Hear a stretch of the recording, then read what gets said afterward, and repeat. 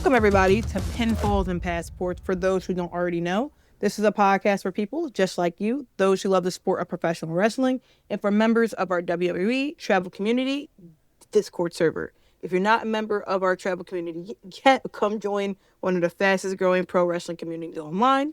You can find the Discord invite link here in the podcast bio. And don't forget to follow us on Instagram at Pinfalls and Passports, on X at Pinfalls and Pass, and on TikTok at pinfalls_passports. And don't forget to follow and subscribe to this podcast and keep up to date with all the things involving the world of professional wrestling. My name is Mira. This is Pinfalls and Passports. And joining me today is Dork Chop. And we'll be discussing what's up. And we'll be discussing the happenings in AEW since Dynasty 2026. Dork Chop, you had the pleasure of being there live along with a few other server members. Yes. I know we spoke about this, I think last week briefly. You enjoyed yourself. It was a good show. We wanted more women on the show, things like that. And we wanted more new champions to be crowned. But we're going to break down pretty much AEW's landscape following that, because we were on a hiatus for WrestleMania week, and a lot went down when we were either in flight to Vegas or already in Vegas. Yeah. And we Yeah. I remember getting the pull aside from Cozy when certain events happened. Right. So we're first talking about the spring breakthrough that happened on April 15th in Everett, Washington. So this was right after Vancouver. So the main highlight from Dynamite, that episode, was that Darby Allin defeated MJF to win the AEW World Championship. Darby won in his hometown. That's where he first began training.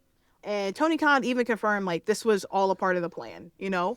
And he was able to, he won clean. He celebrated his title win in front of his crowd. Sting even returned for the occasion. So it was a heartfelt moment. At the time, just understanding that the dynasty had just occurred, we're going from Kenny Omega, one of the founders of AEW, you know, fighting for this, you know, prize, and losing to MJF, to Darby Allin winning. I felt like there was a lot of mixed feelings about this. Yeah, I was like, what sense does it make to have Darby squash MJF in 4 minutes after he put it on a classic against Kenny Omega, and Kenny Omega came up short? I was a little bit dumbfounded by the decision to go with Darby. You know, for reasons that you listed out, in hindsight, it makes sense. And what they've done with Darby since then, it's been working. So, I mean, keep it going. Yeah, that's where I'm at with it. At first, I was very much against it. Well, not against it. I just didn't. I'm like, but why? Like, what happened? Like, why now? Type of thing. Right. But seeing the reaction in the coming weeks, it makes sense. It's a long term story. Sorry about that, but like it's a long term story, and he's always been seen as a pillar for them. So he had his moment in his hometown. So that aspect of it makes sense to me. It's more so just like, dang, what next? I heard people making the argument that Darby is AEW's Tommy Dreamer, in that he was always better in the chase and he should never have won the title. And if he did win it, he should lose it right back. No, I actually like his reign right now. Again, like I said, I was part of the crowd. Like, why? But we'll talk about it. His match that he had at the most recent Dynamite, it makes sense. People are behind him. He's a baby face. AEW doesn't have a lot of baby faces on their roster right now. You have a lot of tweeners and a lot of heels. Your baby faces are aging out, or, you know, they're nearing the end of their career. You need someone like him. But I do need him to be careful with these bumps he's taking, because he's taking a lot of crazy ass bumps. But that's just how he is. I mean, we've been saying that since 2019, for God's sakes. Yeah. Yeah, I mean, Darby's never been one to be cautious. No, he's always been a risk taker. To me, I hate to compare him, but like he reminds me of a to Jeff Hardy. In all honesty, he's a very much of a risk taker. He doesn't care. He's gonna put his body on the line for professional wrestling. Yeah, he's kind of like Jeff Hardy and Mick Foley all rolled into one for me. Right. Yeah, but yeah, no, Darby being the champion, I get it. I Yeah, I get it. get it now. I get it now. And then following that, we had Collision. Collision, the big moment I feel like from there was Thekla versus Alex Windsor. Thekla does retain, but it's like it's good to see Thekla having these types of matches because again, we need to see more women representation. In my opinion, we Mm-hmm. just need to see it. And then also on that episode of Collision, the Young Bucks did come to save Cope and Cage on that same show. This will bring us more current to what's going on. We had the episode of Dynamite that occurred on April 22nd, which was the big highlight from there. Darby Allin ended his title. Well, MJF comes out and he's like, I want a rematch. I want a rematch. I want a rematch. And he's like, no. Yeah. That's probably the funniest thing ever. Anytime he's like, no. I'm like, okay, Darby, I like that though. Like he's not gonna just give him a title opportunity. So the story for MJF right now is getting back to the top, essentially, and how he's gonna go about that. But on the April 22nd episode of the Dynamite, Darby Allin had a match with Tommaso Ciampa, and he retains. It was a phenomenal match. If you've seen Ciampa on socials, he was very like he's like he found his new wrestling soulmate, things like that. Like he really was like, yes, I may have not won, but guess what? Like I found like my new wrestling like match, and I felt like that was really good to see. I enjoyed that match. I did watch it back. I was like, oh, this is a banger. And that was when I started to turn around. I'm like, okay, maybe I was wrong. I'm like, maybe Darby is fit. I'm like, maybe he is like good representation for AEW right now. This is what they need. Even if it is a shorter reign, I think this is what was, needed, honestly. Yeah, I think they're trying to pack as much as they can in before Double or Nothing. I have a Mm-hmm. sinking feeling that someone with a Dynamite Diamond ring is going to recapture the AEW World Championship at that Yes. event. Yes. Um, you know, yay. Also, on that same episode of the Dynamite, Samoa Joe returns. So it's good to Yay! see him back. He's back with the ops. So he has Hook, he has Shibata, and also there's a new member that comes along on the Collision episode, if I'm not Yep. mistaken. Yep. Okay. And I had a feeling this was going to occur. I feel like this person is just more of a group type of person, and that's fine. But on Collision, we had the conglomeration. I always get this tongue tied. They defended their trios title successfully over the Doghouse family, which consisted of Lance Archer, Hertasiro, and Andrade El Idolo. This was on Collision, and then Jack Perry also retained his national championship over El Clone that same night. And then also FTR challenged the conglomeration, specifically proposing that Orange Cassidy sold Dex Hardwood in a match, and that the winner gets a title shot at the other's championship, Mm, with Tommaso Ciampa as FTR's designated trios partner. that So can that was cook. interesting. Yeah, I'm like, so that could cook. Honestly, I was like, all right. I'm like, I'm here for that. And then you had the demand, which was Ricochet, Bishop Khan, and Tioa Leon. They de- they defeated Chris Jericho and the Hurt Syndicate. The most random names I could have probably put together. Chris Right? Jericho and the Hurt Syndicate, and Ricochet wins via the the low blow out of the referee's sight, followed by the Rico salt. So the Lion, He's nothing if so not petty. he's so petty because I think Jericho took his shirt or like the man saying and put it on his shirt or some shit. Yes. I'm like, like they're both petty. Bald.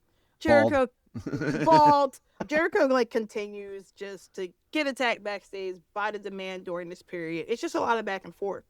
But lo and behold and below, Anthony Bowen joins the ops. How are we feel about that? I mean, I don't hate it. I mean, I really haven't seen Anthony Bowens much since he and Max Caster were a team. That's very true. Like he did have his solo run, but it really I feel like it was stunted. Like he wasn't given the same opportunity I feel like he should have had. Yeah. But I feel like he does work better in like a group setting. So this could be a good thing Yeah. for him. I mean, this Um this is an attempt to get him me to take him seriously, I guess. I think so. I think this is that attempt, and I feel like if it doesn't hit, then I don't know what we're gonna do with Either him. that or he's just there to eat pins for the ops. I hope not. Don't do that. And then Joe also hinted at potentially Will Ospreay joining the group going. That could be me. Hmm. That could be interesting. Right. Now, we're in the more present day. This is the Dynamite that just occurred April 29th in Fairfax, Virginia. So there was 4 championship matches on this Dynamite. We opened the show. It was Kevin Knight versus MJF for the AEW TNT Championship. In that match, I was scared. I thought they was going to give MJF the belt just so he would have one, but Mm-hmm. it just went back and forth, back and forth, back and forth. MJF really dominated. He was working on Kevin Knight's knee. He's super high flyer, so it was like if you take his legs from him, you can have that in all honesty. So I was like, I don't know how this one gonna go. Yeah. But in the finish, MJF tried to use his diamond ring, but with a ref distraction, Kevin caught him first with a low blow, and then did the inside cradle for the pin. Post match, attacked the knee until Darby Allin he descended from the rafters. That's why I was like, okay, this dude as champion is kind of cool because he's going to do innovative stuff we haven't seen in years. So he descended from the rafters A la and Sting. yeah, like literally just like Sting, and he had a scorpion death drop. MJF, he's demanding a rematch, and Darby's like, no, unless he puts something on the line, and MJF doesn't really have anything to put on the line currently. Right. I mean, the Dynamite Diamond Ring? What else could he I put up? That's what I'm saying. Like, what else could he? I guess maybe him trying to go after the belt, but I don't really want that to be the case. I want MJF always in the title picture, but we'll see. Yeah. Um, It just whatever they come up with for the step that eventually gets it's this coming. rematch booked. Yeah, it's Um, coming. it better be good. Yeah, no, I know it's coming too. So I'm just anticipating it at this point. And then Darby also says, well, you know who actually deserves a match? Kevin Knight. Yeah. So Kevin Knight is going to be the next one at the title. And Darby said if he's still champion, he'll be the one he'll be defending against. And Brody King also came out and said Mm-hmm. if he were to win, he has no problem with facing Kevin Knight either. So I feel like right now we're in this babyface era of we want to give everyone opportunities, those who haven't had opportunities to have that. And I love that Yeah. honestly. Yeah. Because I you're love gonna this. get I love the stare down between Brody and MJF when he came out. yo, that was actually really cool. That was cool. That was Yeah, cool. it was like one of those. The Brody just went up to him like, "Do something," That and was really cool. yeah, and then just the way he went about menacing both Kevin Knight and Darby Allin, reminding you that he is a force unto himself. Brody should not have been. I feel like he felt like he was being taken lightly, and Mm-hmm. he should not have been. Brody has put Darby Never. through hell in that match. Yeah, no, that was a good match though, because that was our main event last night. And Yes. then we also had on the card the Broadling Birds. So Jamie Hayter was actually injured. I think I brought this up the last time we spoke about AEW. She was injured in her match against Thekla, actually. So she was cleared, and it was her and Alex Winter. They defeated Emily J and Jordan Blade in a squash match, essentially. So we're just upping their wins because I think when I seen it last night, they were 8-0. So now they're 9-0 as a tag Mm-hmm. team in 2026. So more than likely, they're going after those tag team titles. I don't know if it'll be double or nothing. I know there's another AEW pay per view or special happening called Redemption or I think that, something. I think we get Or Forbidden Door before then. yeah, but I'm like, I don't know what's happening with that. So one of those pay per views, they'll probably be fighting for that title there.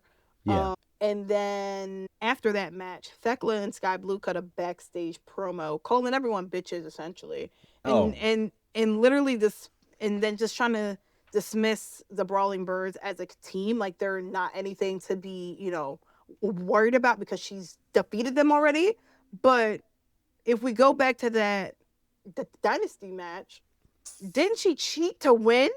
If Oh I'm yeah. not mistaken. So I'm like, you won, but under circumstances that are a little bit funny. So, then we Mm-hmm. also had Okada versus Ace Austin, which I thought was a really good match to see. I'm glad Ace Austin is getting more opportunities. Of course, Okada does win.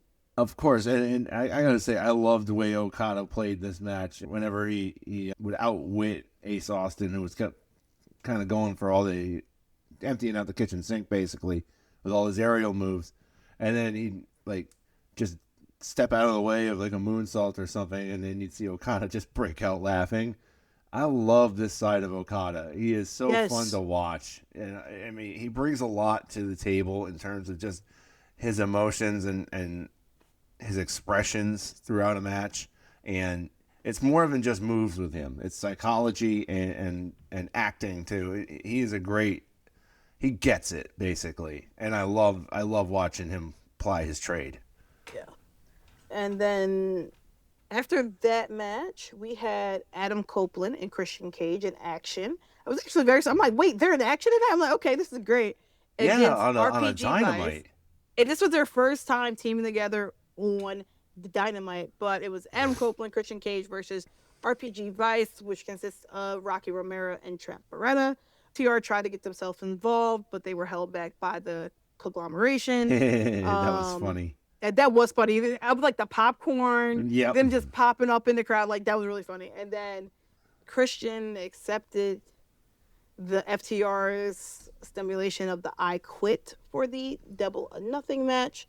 And then Adam, he pointed out, he was like, so your history with I Quit matches don't really bode too well. He's like, I didn't say I quit. I never said it. I never said it. Yeah.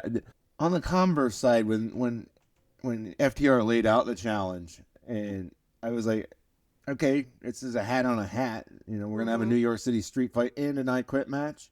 Mm-hmm. I mean, I get that they would want them to quit, and I get that you would want this to be no holds barred in order to get them to quit. Like, there's no rules except you just have to say I quit to end the match. Yep. That's fine. But a New York City street fight on top of that, I mean, isn't it already a New York City street fight if it's an I quit match?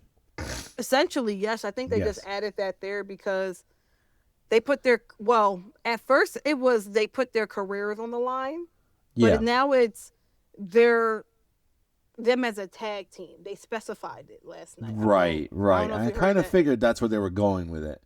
That they can never challenge, they can never be a team again. Right. I also, I gotta say, FTR in calling them out, like, you know, and laying out the stipulation. Nobody wants you here. The wrestlers don't want you here. We don't want you here. Just going through the whole list, and it's like, and I want you to get your wives, your daughters, your dogs, whatever. And then they're so compelling on the mic, and I'm so glad they've gotten away from Uzi Hot. Yeah. So I don't And know. I I like it. love FTR. I do. I do love FTR. Was it after Dynamite? I think it was after I watched the episode last night. I was on TikTok and then the clip of them shaving shaving the back and it's fucking Jimmy Uso just laughing. That came up on my TikTok and I was like, damn, memories. This How is far they've crazy. come. Yeah, how far they've come type of thing. But no, I'm very excited for this match. I think this will be, the moment for Adam and Christian. But who really knows that this might be the last time we see them tag together. Ah. This might be the last time we see them tag together. So I I mean, mean, they've we'll see. teased the whole Young Bucks Edge and Christian match too, so I think they're gonna get the win here. I think they're gonna I would win. hope so. I'm mad that I might have to go all the way up to New York City to see them win tag team gold when I wanted to see them do it in Vancouver. I don't know if I'm making that drive, brother. I don't know if I'm doing it. I might. We'll see. But next we had the Divine Dominion, Megan Bang and Lena Cross. They're AEW Women's World Tag Team Champions against I always get this lady's name wrong and Chris Statler. And this was their best title defense to date. Yes, yes. I watched this and I was impressed, but also I like the dissension teased between Statlander and Hikaru Shida. I think that's an underlying, that's a nice little undercurrent to the match. But by the same token, this match was designed to make Divine Dominion look like total powerhouses, and they've accomplished that mission. Because if you're going against Sheeta and Statlander and you win against them, those are AEW's female pillars, in my opinion. Like, they're a part of that, you know? So for them to defeat them, it's like, okay, this had to be a strong match. And I think they showed it, honestly. Yeah, and it gets me more hype for the Divine Dominion against the Brawling Birds. I think that's going to be one of those smash mouth women's matches. You don't really see something like that where the women just beat the ever-loving snot out of each other. And you're probably going to see that here at Double or Nothing, which I am here for. I am sat. So I'm very excited for that. And I see what they're doing. They're trying to make more stories. And I'm like, we just have to be a little bit patient. So I'm like, all right, I'll stick it out. I'll stick it out. And then our main event on the show was Darby Allin versus Brody King. This was like a car crash type of style match. Yes. It spilled out outside the ring. It was a whole bunch of stuff. It was a lot happening. Okay. Yeah, a lot going on. It still made Brody look strong, but Darby ultimately retains his championship, which I enjoyed a lot. Okay. It keeps us like, okay, Brody could have his time here. He could become a world champion. You know, his time is coming in a sense. So very excited. Yeah, it took 3 coffin drops, 1 to the floor and 2 more in the ring to put him away. So, I mean, it's not like it was an easy task for Darby. It took a lot, especially that coffin drop on the concrete. If he missed, you're talking Matt Hardy 2020 all over again. Yup. And then we had Kevin Knight out in the crowd. He was watching towards the end of it. So that confirms that world title match next week. But Kevin Knight does have to defend his TNT title against Hook this weekend on Collision. So we will see what happens with that. Hook. I like Hook, though. I like Hook, too. I just don't think he is as much of a threat as he once was. Especially now that he joined the Ops. Yeah, he was better by himself, in my opinion. But, I mean, hey. I used to love the Send Hook days. Yeah, the handsome devil. But now. Now it's like, all right. I feel like I just have to see him more in the ring. It just sucks because it's like we don't see him that often on Dynamite. It's typically on like Collision. And I know a lot of people don't watch Collision like that, or if they do, they're catching like the highlights and things like that. But I need to see more Hook on my TV. I'm not going to lie to you there. But for AEW Double or Nothing, which will be occurring in New York or Queens, New York, if I'm not mistaken, May 24th. Queens is one of the 5 boroughs. Yes. So I'm like, I don't think it's in the city, but But we have the FTR versus Cole and Cage in the I Quit match. But everything else is being built out. We'll probably get more in the coming weeks. More than likely, AEW likes a longer pay-per-view card, so I'm anticipating anywhere between 7 to 9 matches. But we shall see.